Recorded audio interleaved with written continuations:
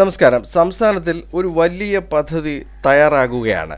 ഇത് വലിയൊരു നേട്ടമായി മാറും എന്നതിനോടൊപ്പം അതിൻ്റെ സുരക്ഷാ പ്രശ്നങ്ങൾ എങ്ങനെ കൈകാര്യം ചെയ്യും എന്നതും വ്യക്തമാകേണ്ടതുണ്ട്. അത് എന്താണെന്ന് നോക്കാം. അതാണ് ഡിജി ഡോർ പിൻ. അതായത് ഇനി വിലാസം പോലും വേണ്ട, വീടിൻ്റെയും വീട്ടുടമയുടെയും വിവരങ്ങൾ 9 10 അക്കമുള്ള നമ്പറിലായി മാറും. വിലാസം പോലും ഇല്ലാതെ തന്നെ വീടിൻ്റെയും വീട്ടുടമയുടെയും വിവരങ്ങൾ ഇതോടെ വിരൽ തുമ്പിലെത്തുകയാണ്. ഇത് വരുന്നതോടെ കേരളത്തിലെ ഓരോ വീടിൻ്റെയും കെട്ടിടത്തിൻ്റെയും നമ്പർ ഡിജിറ്റലാകും. കെട്ടിടങ്ങൾക്കെല്ലാം തദ്ദേശ സ്ഥാപനങ്ങൾ നൽകുന്ന സ്ഥിരം നമ്പറായി ഡിജി ഡോർ പിൻ മാറുകയാണ്. നമ്പർ നോക്കി അതിൻ്റെ QR കോഡ് സ്കാൻ ചെയ്ത് ഏത് തദ്ദേശ സ്ഥാപനം എന്നതടക്കമുള്ള എല്ലാ കെട്ടിട വിവരങ്ങളും ഇനി അറിയുവാൻ പറ്റും. ഈ നമ്പർ കിട്ടിയാൽ വഴിതെറ്റാതെ വീടുകളിൽ എത്തുവാനും കഴിയും. ഇതിൻ്റെ ഏറ്റവും വലിയ ഗുണം പോലീസിനും ഫയർഫോഴ്സിനുമായിരിക്കും.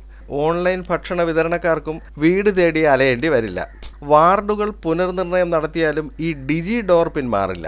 ഇപ്പോൾ നടക്കുന്ന തദ്ദേശ സ്വയംഭരണ വാർഡ് പുനർനിർണയം കഴിയുന്ന മുറയ്ക്ക് ഈ സംവിധാനം നടപ്പിൽ വരുത്തുവാൻ കഴിയുമോ എന്ന് സർക്കാർ പരിശോധിക്കുകയാണ്. ഓരോ വീടും ഇതിൽ ഇനി ഡോർ എന്നറിയപ്പെടും. ഓരോ താമസക്കാരനെയും ഒരു ഡോർ ഉടമയായി കണക്കാക്കും. ഇത് ഫ്ളാറ്റുകളിൽ താമസിക്കുന്നവരെ തിരിച്ചറിയുവാൻ സഹായിക്കുന്നതായിരിക്കും. ഇപ്പോൾ സർക്കാർ പദ്ധതിയായ കെ സ്മാർട്ട് വഴിയാണ് ഈ സംവിധാനം നടപ്പിലാക്കുവാൻ ഉദ്ദേശിക്കുന്നത്. ഇൻഫർമേഷൻ കേരള മിഷനാണ് ഇത് വികസിപ്പിച്ചിരിക്കുന്നത്. ഇതിലെ QR കോഡ് സ്കാൻ ചെയ്താൽ വീടിൻ്റെയോ കെട്ടിടത്തിൻ്റെയോ ലൊക്കേഷൻ കിട്ടും. ജില്ല ഏത്, തദ്ദേശ സ്വയംഭരണ സ്ഥാപനം ഏത്, കെട്ടിട വിവരം, റൂട്ട് മാപ്പ് എന്നിവയും ലഭിക്കും. ഉടമയുടെ പേര്, വിലാസം, ഏതുതരം കെട്ടിടം എന്നിവയും ലഭ്യമാകും. ഗോൾഡൻ നിറത്തിലുള്ള നമ്പർ പ്ലേറ്റ് വീടുകളിൽ പതിച്ചിരിക്കും. നമ്പർ തിരഞ്ഞാൽ മാത്രം മതി ലൊക്കേഷൻ തെളിയും. കേരളത്തിലെ ചെറുതു മുതൽ ആഡംബര വീടുകൾ ഉൾപ്പെടെ എല്ലാത്തിനും ഒരുപോലെയുള്ള നമ്പർ പ്ലേറ്റ് ആയിരിക്കും ഇനി വരുന്നത്. തദ്ദേശ വാർഡ് വിഭജനം പൂർത്തിയാകുന്നതോടെ കെട്ടിടങ്ങൾക്കെല്ലാം പുതിയ നമ്പർ വരുന്ന സാഹചര്യത്തിലാണ് ഒരു ഏകീകൃത നമ്പർ പ്ലേറ്റ് പതിപ്പിക്കുന്നത്. തദ്ദേശ സ്ഥാപനങ്ങളിലെ ജീവനക്കാർ തന്നെ വീടുകളിലെത്തി ഈ നമ്പർ പ്ലേറ്റുകൾ പതിപ്പിക്കും. QR കോഡ് സ്കാൻ ചെയ്ത് ജിയോ ടാഗും നടത്തും. കോർപ്പറേഷനുകളിൽ കെ സ്മാർട്ടുമായും പഞ്ചായത്തുകളിൽ ILGMS സോഫ്റ്റ്വെയറുകളുമായും ബന്ധിപ്പിച്ചാണ് നമ്പറുകൾ നൽകുന്നത്. നമ്പർ ബോർഡ് തയ്യാറാക്കുന്നതിന്റെ ചിലവ് തദ്ദേശ സ്ഥാപനങ്ങൾ തന്നെ വഹിക്കും. അടുത്ത തദ്ദേശ തിരഞ്ഞെടുപ്പിന് മുൻപ് പദ്ധതി നടപ്പിലാക്കുവാനാണ് സർക്കാർ ഇപ്പോൾ ആലോചിക്കുന്നത്. വാർഡ് പുനർവിഭജന നടപടികൾ ഇപ്പോൾ അന്തിമ ഘട്ടത്തിലേക്ക് കടക്കുകയാണ്. ഇതോടെ മറ്റൊരു കുരുക്കുകൂടി ജനങ്ങളുടെ മേൽ വരികയാണ്. ആധാർ ഉൾപ്പെടെയുള്ള അടിസ്ഥാന രേഖകൾ, മറ്റു രേഖകൾ എന്നിവയിൽ അഡ്രസ്സ് മാറ്റേണ്ടി വരുമെന്നതാണ് ഏറ്റവും വലിയ പ്രശ്നമായി ഉയരുവാൻ പോകുന്നത്. തിരുവനന്തപുരം മുതൽ കാസർഗോഡ് വരെ ക്രമമായ നമ്പറുകളാണ് ഓരോ കെട്ടിടത്തിനും ഡിജി പിന്നായി നൽകുന്നത്. മൊത്തം 1.5 കോടി കെട്ടിടങ്ങൾക്ക് ഇത് ബാധകമാക്കും എന്നാണ് കണക്ക്. ഇതോടെ സർക്കാരിന് ചില നേട്ടങ്ങൾ കൂടി ഉണ്ടാവുകയാണ്. കെട്ടിടങ്ങൾക്ക് ഡിജിറ്റൽ നമ്പർ നൽകുന്നതോടെ അനധികൃത കെട്ടിടങ്ങൾക്കെല്ലാം പിടിവീഴും എന്നതാണ് സംഭവിക്കുന്നത്. ഡിജി ഡോർ പിൻ ഒരു സ്ഥിരം നമ്പർ ആയിരിക്കും. വീടുകൾ ഉൾപ്പെടെ കേരളത്തിൽ 1 ലക്ഷത്തോളം അനധികൃത കെട്ടിടങ്ങൾ ഉണ്ടാകുമെന്നാണ് ഒരു അനൗദ്യോഗിക കണക്ക്. ഓരോ കെട്ടിടങ്ങളെയും ജിയോ ടാഗ് ചെയ്യുമ്പോൾ അനധികൃത കെട്ടിടങ്ങളെ ഇതിലൂടെ കണ്ടെത്തും. ഇവയെല്ലാം നിയമപരമാക്കുന്നതോടെ വലിയൊരു തുക നികുതി ഇനത്തിൽ തദ്ദേശ വകുപ്പിന് ലഭിക്കുകയും ചെയ്യും.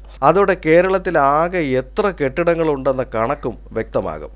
ഇപ്പോൾ ലഭ്യമായ കണക്ക് നോക്കിയാൽ കേരളത്തിൽ ആകെ അംഗീകൃത കെട്ടിടങ്ങൾ എന്നത് 1.56 കോടിയാണ്. നഗരങ്ങളിലെല്ലാം കൂടി 45.82 ലക്ഷം കെട്ടിടങ്ങളുണ്ട്. ഇതിൽ താമസിക്കുന്നവർ 32.76 ലക്ഷമാണ്. മറ്റുള്ളവ 13.06 ലക്ഷമാണ്. ഗ്രാമങ്ങളിലാകെ 1.10 കോടി കെട്ടിടങ്ങളുണ്ട്.